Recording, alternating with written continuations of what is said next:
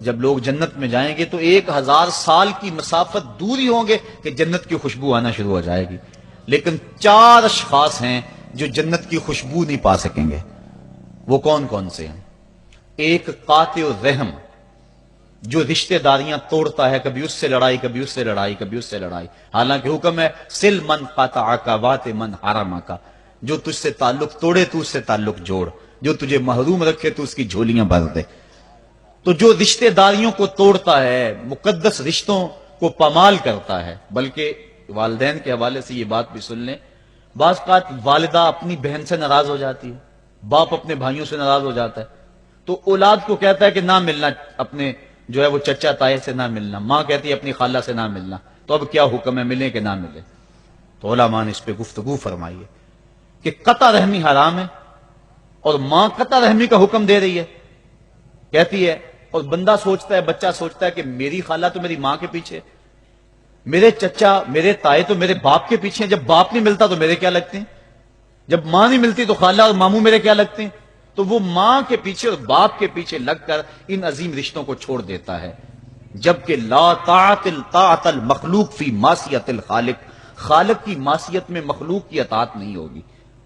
تو جو یہ چیزیں ہیں قطع رحمی نہیں کی جائے گی۔ علماء نے یہاں طریقہ یہ بیان کیا ہے کہ والدین سے چوری ملے تاکہ ان کا بھی دل نہ دکھے لیکن ان سے تعلق نہ توڑے، چونکہ قطع رحمی کے زمرے میں نہ آئے۔ تو 4 اشخاص ہیں قیامت کے دن جو جنت کی خوشبو بھی نہیں پائیں گے، ان میں سے قطع رحمی کرنے والا، دوسرا بوڑھا زانی، اور تیسرا تکبر کی وجہ سے ٹخنوں سے نیچے شلوار لٹکانے والا، اور چوتھا والدین کی نافرمانی کرنے والا۔ حضور فرمائے یہ 4 اشخاص ایسے ہیں کہ جو جنت کی خوشبو بھی نہیں پائیں گے۔ اور ایک اور 4 اشخاص کی کہانی سنو۔ حضور نے ارشاد فرمایا، اے عمر، اگر مجھے لوگوں کے سست ہو جانے کا ڈر نہ ہو تو میں تمہیں یہ بات کہوں کہ اس خبر کو جا کے گلی بازاروں میں بتا دو اور 4 اشخاص کی جنت کی گواہی دے دو کہ انہیں جنت میں جانے سے کوئی شے نہیں روک سکتی۔ عرض کی حضور کون کون؟ فرمایا ایک وہ عورت جس نے اپنی ساری محبتیں اپنے خامد پہ نچھاور کر دیں اور وہ اس حال میں مری کہ اس کا خامد اس پہ راضی تھا، جنت میں جانے سے اس کو کوئی شے نہیں روک سکتی۔ اور دوسرا وہ شخص جس کے بچے زیادہ ہیں، ذرائع آمدنی تھوڑے ہیں، لیکن اس نے اپنے بچوں کے پیٹ میں حرام کا لقمہ نہیں جانے دیا، محنت کرتا رہا، اوور ٹائم لگاتا رہا، مزدوری کرتا رہا اور اپنے بیٹوں کے لیے رزق حلال کی تلاش میں رہا۔ وہ بوڑھی کمر پہ بوریاں اٹھا اٹھا کے کام کرتا تھا اور اپنی کثیر اولاد کی پرورش کے لیے اس نے محنتیں بری کی اور ان کو حرام کا لقمہ نہیں کھلایا۔ فرمایا قیامت کے دن اس کو بھی جنت میں جانے سے کوئی شے رکاوٹ نہیں پیدا کر سکتی۔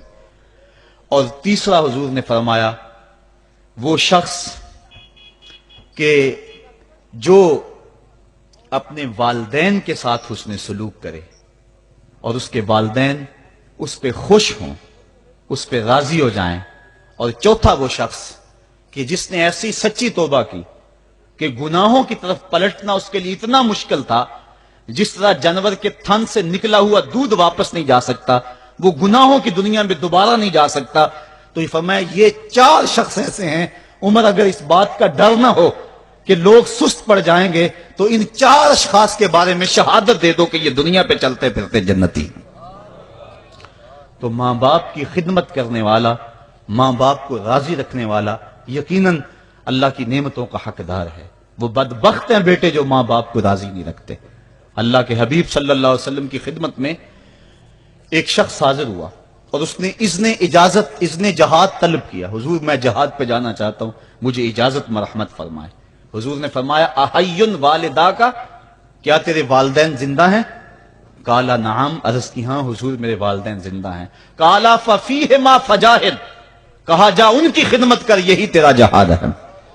ماں باپ کو بلکتا ہوا چھوڑ جائے اور آپ جہاد پہ چلا جائے، ماں فالج میں گری ہوئی ہے اور بیٹا تبلیغی گشت پہ چلا جائے، باپ تڑپ رہا ہے اور بیٹا پیر کی چوکھٹ پہ جھاڑو دیتا پھرے، اللہ راضی نہیں ہوگا۔ میں سچ کہتا ہوں، اپنے بھی خفا مجھ سے ہیں، بیگانے بھی ناخوش، کہ میں زہر حلاحل کو کبھی کہہ نہ سکا کند، بات وہی کہتا ہوں سمجھتا ہوں جسے حق، نئے ابلہ مسجد ہوں، نئے تہذیب کا فرزند، محمد عربی صلی اللہ علیہ وسلم سے بڑا پیر کون ہو سکتا ہے؟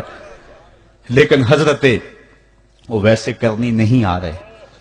آقا کریم اپنے بٹن کھولتے ہیں اور کرم کی طرف، یمن کی طرف رخ کر کے لمبی سانسیں لیتے ہیں اور کہا میں رحمان کی خوشبو پا رہا ہوں۔ ایک دن صحابہ نے پوچھا بندہ نواز جس کے لیے تڑپتے ہو، جس کی ٹھنڈی ہوائیں آپ کو آ رہی ہیں، وہ آپ کا بڑا پیار کرنے والا ہے؟ کہا ہاں میرے سے بڑی محبت کرتا ہے۔ تو کہا پھر اتنی محبت کرتا ہے تو یمن تو دور نہیں ہے، بلال حبش سے آ گیا، سلمان فارس سے آ گیا، سہیب روم سے آ گیا، اور وہ یہاں یمن سے نہیں آ سکا؟ فرمایا اس کی بوڑھی اور نابینا ماں ہے جس کی خدمت اس کو نہیں آنے دیتی۔ اللہ اکبر۔ اب حضرت اویس کرنی نہیں آئے لیکن خیر التابعین کہلائے، آئے نہیں لیکن حضور ان کی یاد میں تڑپ رہے ہیں۔ اللہ، بلکہ حضور نے فرمایا کہ کوئی جائے اویس بن عامر کو ملے، اور جب ملے تو اس کو کہنا میری امت کی بخشش کی دعا کرے۔ جو ماں باپ کی خدمت کرتا ہے اس سے ثابت ہوا اس کی دعائیں قبول ہوتی ہیں۔ میں نے ایک روایت میں پڑھا ہے کہ جو آدمی روزانہ اپنے والدین کے لیے دعا کرے، والدین زندہ ہوں تب بھی، والدین فوت ہو گئے ہوں تب بھی، یہ عادت بنا لے، روزانہ ماں باپ کے لیے دعا کرے، ساری زندگی اس کے رزق میں بے برکتی نہیں آئے گی، اللہ اس کو رزق کی فراوانی عطا کر دے گا۔ اور جو والدین کے لیے دعا نہیں کرتا اللہ تعالیٰ کی رحمتوں سے محروم ہو جاتا ہے۔ حضرت ابو ہریرہ رضی اللہ تعالیٰ عنہ جب بھی ہاتھ اٹھاتے تھے تو یہ دعا کرتے تھے، اللہم اغفر لابی ہریرہ ولامی ولمن استغفر لہما، اے اللہ ابو ہریرہ کو بخش دے، حضرت ابو ہریرہ کی ماں کو بخش دے، اور قیامت تک جو ہم دونوں کے لیے بخشش کی دعا کرے اس کو بھی بخش دے۔ حضرت امام محمد بن سیرین ایک بزرگ ہوئے تابعی، جب بھی دعا کرتے تھے یہ دعا ضرور کرتے تھے، اے اللہ ابو ہریرہ کی بخشش کر دے۔ کسی نے کہا کہ تمہیں ابو ہریرہ رضی اللہ تعالیٰ نے ان کی ماں سے بڑی ہمدردی ہے؟ کہا ان سے جو ہمدردی ہونی ہے وہ تو ہونی ہے۔ انہوں نے کہا ہوا ہے اے اللہ ابو ہریرہ اور ان کی ماں کو بخش دے، جو ان کے لیے دعا کرے اس کو بھی بخش دے۔ تو میں دعا کر کے اپنی بخشش پکی کر رہا ہوں۔ تو والدین کے لیے دعا کرنا اللہ کی رحمت کو دعوت دینا ہے۔ تو فرمایا کہ جاؤ اویس بن عامر کو جانا اور جا کے اس کو میری امت کے لیے دعا کا کہنا۔ حضرت سیدنا عمر فاروق حضرت علی المرتضیٰ گئے، جا کے ڈھونڈا، تلاش کیا، اویس بن عامر ملے، حضور کا سلام کہا، بس پھوٹ پھوٹ کے رونے لگے۔ کہا بتاؤ میرے رسول کے لبوں پہ میرا نام کیسے آیا تھا؟ حضور میرا جب تذکرہ کرتے تھے کیسے کرتے تھے؟ یہ درد دیکھا تو بولے کہ کیا آپ اتنی محبت رکھتے ہیں تو پھر ملنے کیوں نہیں آئے حضور کو؟ اتنا جو پیار رکھتے ہیں تو زیارت کرنے کیوں نہیں آئے؟ تو حضرت اویس کرنی نے بات کے رخ کو بدلا، کہا تم نے میرے رسول کو دیکھا؟ تم نے میرے رسول کی زیارت کی ہے؟ کہا ہاں ہم تو صبح و شام وہاں رہے ہیں۔ کہا پھر بتاؤ حضور کے یہ ابرو جڑے ہوئے تھے یا کھلے ہوئے تھے؟ اب دونوں حیران ہو گئے۔